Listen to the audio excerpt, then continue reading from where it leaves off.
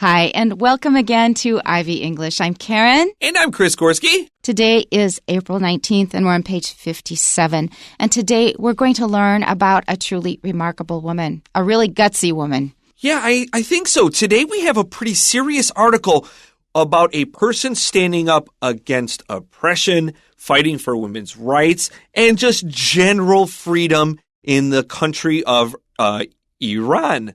And why did you hesitate? Well, I hesitate because I grew up in a really blue-collar background, and the way the country IRAN is said will be influenced generally by your background. And then my pronunciation has also been influenced by Taiwan, and sometimes I'm like, how did I used to say this? One? Yeah.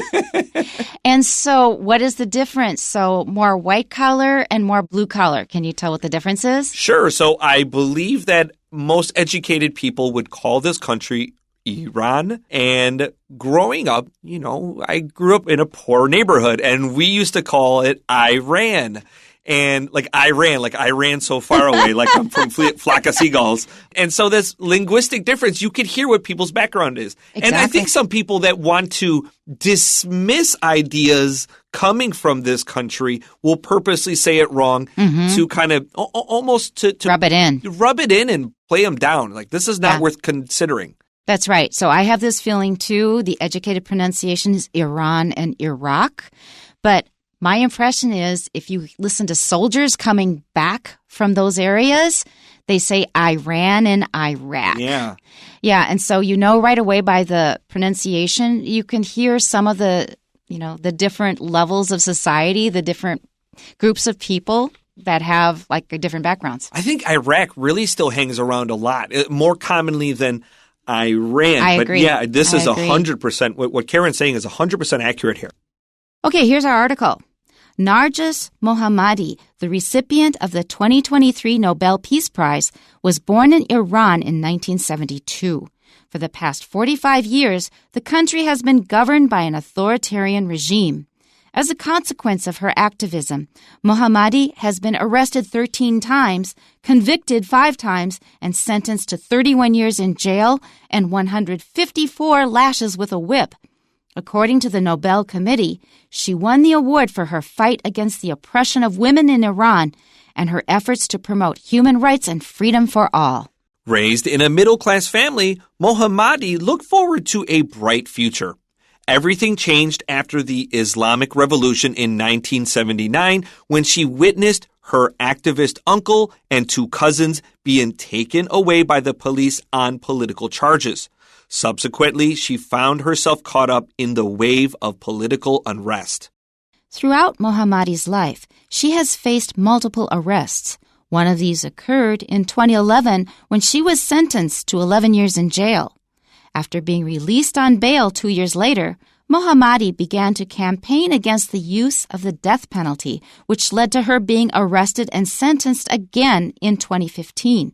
However, her time in jail hasn't stopped her efforts, and she still opposes the regime's violence against political prisoners, especially women. The announcement of Mohammadi being awarded the prize followed a year of protests in Iran. These activities were triggered by the death of 22-year-old Mahsa Amini, who was arrested by Iran's morality police for not wearing her headscarf correctly in September 2022. The Nobel Committee stated that the prize was also for Amini, the 500 demonstrators killed in the protests, and the thousands who were injured. Mohammadi refuses to be silenced even in prison, and receiving the Nobel Peace Prize has only strengthened her resolve to continue fighting for human rights. This is a really heavy story. Yeah, I was thinking in contrast to our headphones article. Yeah. This one, I don't want it to be too heavy, but at the same time, being lighthearted here is how appropriate is it to read this story and then talk about kind of superfluous, goofy things. Yeah, well, life is composed of many, many different things. A lot of very heavy, serious ones and a lot of silly ones.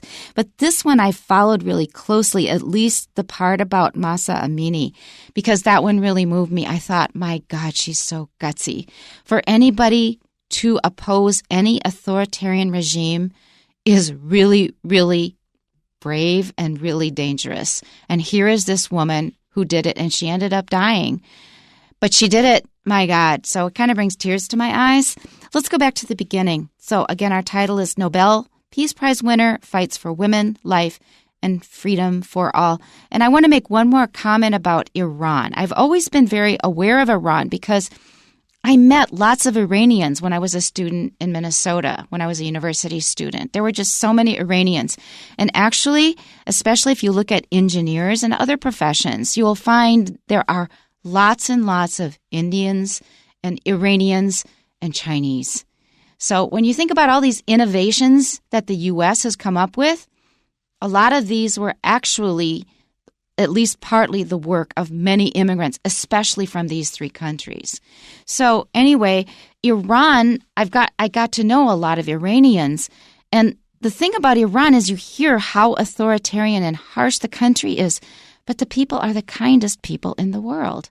People who go there for holiday, go on a tour, they'll meet people and they'll say, oh, come to my house and have dinner with us. It's just they're the nicest people in the world. My cousin's mother's side are Iranian, and they left after the Islamic Revolution or sometime around there. And they were number one, they were really fun. Number two, they were really nice people. Yeah.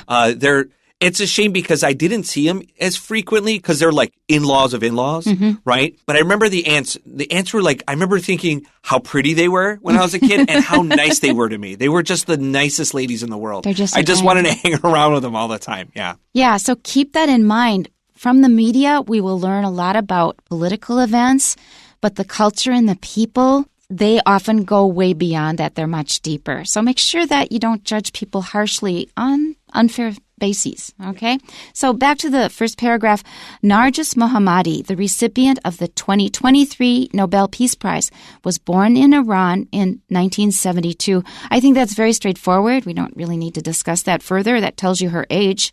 I do want to mention that the pronunciation of the word Nobel, because before the show you did ask me, do you say Nobel or Nobel? And of course the correct pronunciation is Nobel. But it is a word that is commonly mispronounced. And the reason is because the word noble does exist. And noble means to command respect, not out of fear, but out of love. And so because these words look so similarly and it's not really a word that everybody commonly says, it's a word kind of like where we talked about Iran and Iraq, where people may purposely or maybe not even knowingly say it incorrectly. It's just one of those words. But note that the adjective noble in English is spelled N-O-B-L-E, and the Nobel Peace Prize, that Nobel is N-O-B-E-L. That's a very good point. I'm focusing on pronunciation. That's right. They are spelled differently. For the past 45 years, the country has been governed by an authoritarian regime. And we've talked about that a bit. Look into the history of it. I remember when the Shah of Iran was driven out of the country and Ayatollah took over. People had lots of hopes. They thought that this would be good for the country because the Shah was so corrupt. And that was really the beginning of the really harsh authoritarian regime that we have now. There are two related words. We have to be careful here. Authoritarian means we favor imposed order over a free society. This is like authoritarian, like Iran.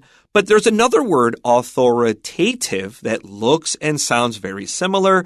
However, when we are authoritative, we're likely to be respected and obeyed because we can trust this person because of their accuracy or because they're just a very trustworthy person. Authoritative is a positive word. Authoritarian is ruling out of fear and imposing order. And there's another way to say it, another common pronunciation. Make sure you go to an authoritative source. Authoritative is another way to pronounce it. As a consequence of her activism, Mohammadi has been arrested 13 times, convicted 5 times, and sentenced to 31 years in jail and 154 lashes with a whip. So, gutsy is not enough to describe this woman, that she was willing to actually accept that and still keep fighting for freedom for women. Activism is just like vigorous campaigning for some kind of change, especially for the government. Sentence is an interesting word because, number one, it's actually almost an ancient word. It comes from the basis of which many European languages and Indian languages spring from. And it literally means to feel, which is weird because when a judge sentences you to 31 years, it is not their opinion. Literally what they're saying, if you look at the history and etymology of the word, is we feel you need to go to jail for 31 years, but you're not allowed to say, well, I feel differently. So in a way, from an opinion, this word has been transformed into an order. You have to do it. That's right. Unless you have an extremely good lawyer. While we're talking about these prison sentences, this is why whenever someone brings up someone's previous prison terms, I take no credence in it. It means nothing to me because many great people have faced prison sentences, have been convicted and tried. Just because something is illegal doesn't mean it's right. This brings tears to my eyes because I think of specific instances. What you hear about so often in the media is a black man who has been in jail for 20, 30 or more years, and then they have new DNA evidence to prove he was not guilty. A person's whole life is ruined because of a wrong judgment. Now, it happened to other people, not just black people, but it happened disproportionately to black men. And still happens. And still happens, and this is heartbreaking. Our next sentence. According to the Nobel Committee, she won the award for her fight against the oppression of women in Iran and her efforts to promote human rights and freedom for all. That is really heavy. I have nothing to say about that. It really speaks for itself. So oppression is prolonged, cruel, and unjust treatment towards others. So let's be very specific about what these words mean here. So reading this, it made me think about when the United States President, Barack Obama, won the Nobel Peace Prize. And I remember a lot of conservatives were very unhappy about this. Like, what did this guy get to do? What did he do to, win this prize? And I have to say, I actually agreed with a lot of conservatives. I'm not really a very conservative person at all. In fact, I voted for Obama twice. But I was like, yeah, I kind of agree. There's a lot of people that did a lot of very difficult things and face a lot of significant challenges. I mean, from my perspective, what did Obama do? He won the presidency and kind of reversed some of the changes George W. Bush, the previous American president, did. I don't know. I am not criticizing Obama here because what did he do? He got selected for the prize. I felt that people were a little misguided. They could have been enthusiastic.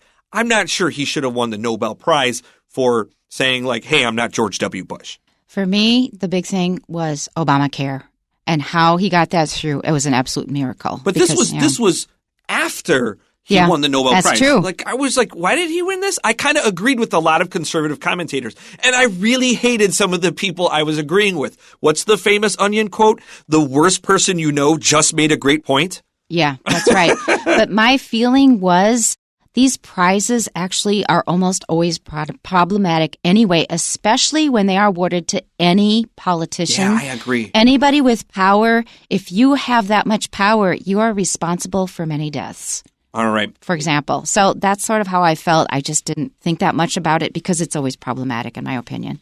Okay, let's go on to the second paragraph. Raised in a middle-class family, Mohammadi looked forward to a bright future. And so she was well educated, apparently. Yeah. By the way, be looking forward to something. Don't forget your gerund. This is a mistake I see all the time with middle and high school level students. Don't forget we're using a gerund here. You need a VING. Look forward to doing something, not look forward to do something. I look forward to meeting up with you next week. That's right. There's a super common mistake. When I actually talk about Iran in my history classes, especially when I was a social studies teacher in the United States, I actually taught AP World History. And one of the things I led the Iran unit on was pictures of Iran before the revolution. And I asked people to kind of tell me what's going on in these pictures, and it looks just like the United States in the 1960s. Yeah. If you carefully select most of these pictures, you will have a very hard time if you don't see buildings or background. You just look at the people. You're like, this is like California in the 60s? Miniskirts and go-go boots. That's right. And it looks just like the 1960s in California or the United States. It's crazy. And students are often blown away by this because the mental image of Iran and the political situation there is very different than the reality that most people were facing prior to the revolution. And they suffered from severe inequalities. Okay. Everything changed after the Islamic Revolution in 1979 when she witnessed her activist uncle and 2 cousins being taken away by the police on political charges. I followed that in the media on TV, and I was simply horrified. I could see where it was going. That was like the biggest story of the year of 79. Is that fair to say? Probably. Subsequently, she found herself caught up in the wave of political unrest. Okay, so things have changed greatly. They no longer are so freewheeling like they were before. Suddenly, women have to wear the veil and chadors. They have to really watch their behavior. They have morality police observing and actually punishing them for just about anything you do. Things were totally different. Freedom was gone. There's such tangents we could go on here. I think we just go on to the next paragraph. Okay. Throughout Mohammadi's life, she has faced multiple arrests. Yeah, we already know that. One of these occurred in 2011 when she was sentenced to 11 years in jail. Now, that is a very long sentence. Okay, but she got out on bail, as we find out in the next sentence. After being released on bail 2 years later, Mohammadi began to campaign against the use of the death penalty, which led to her being arrested and sentenced again in 2015. So here she was. She'd been given a long jail sentence. She got out early. She should count her blessings and be careful. No, she still continued her work in campaigning for human rights. However, her time in jail hasn't stopped her efforts, and she still opposes the regime's violence against political prisoners, especially women. When someone is out on bail, don't forget to use the on. This is a temporary release from jail. This is an accused person. They have not been found guilty. So you place some money promising to come back, and whatever the charges, guilty or innocent, after your prison sentence, you will get that money back. So being on bail, you're kind of really laying down some of your property, promising you're not just going to run away. It's usually based on how wealthy you are. But you have somebody constantly watching you, and if you violate the terms of your bail, you're right back in the slammer. That's right. And the word bail in Latin literally means to bear a burden, because giving away all your money, or it's usually a significant amount of cash, puts you in some challenging places. Yeah, you're not in jail, but you're not free to just do anything. So you have these problems placed upon you. Slammer is a slang word for jail. There are lots and lots of slang words for jail. Another one is juzgao. Yeah, juzgao. Which comes from Spanish juezgo, which means a judge. I like slammer. Slammer's a good one. Slammer's a favorite. All right, let's continue.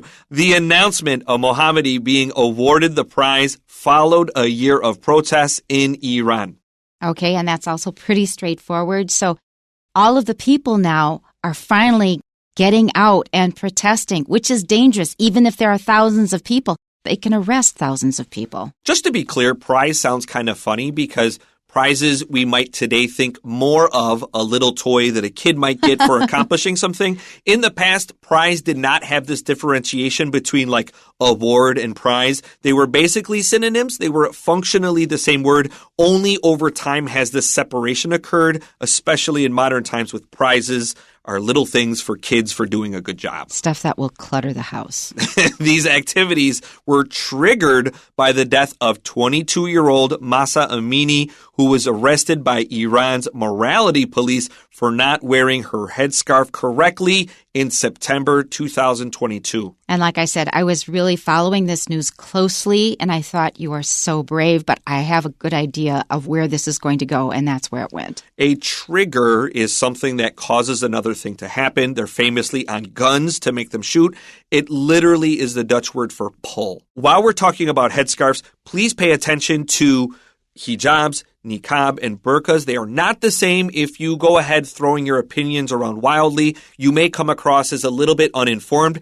Yeah, generally speaking, for non-experts, they're all basically going to work the same. But if you're going to go into like a serious debate about whether these are correct or moral or whatever your position is, just make sure you do know what you're talking about because they are different. Let's continue.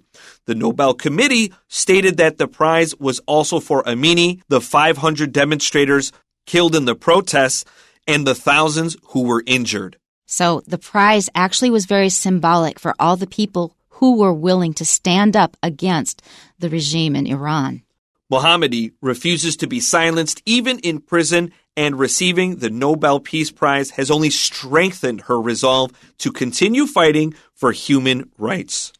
You know, a lot of us have benefited from the bravery of a very few people.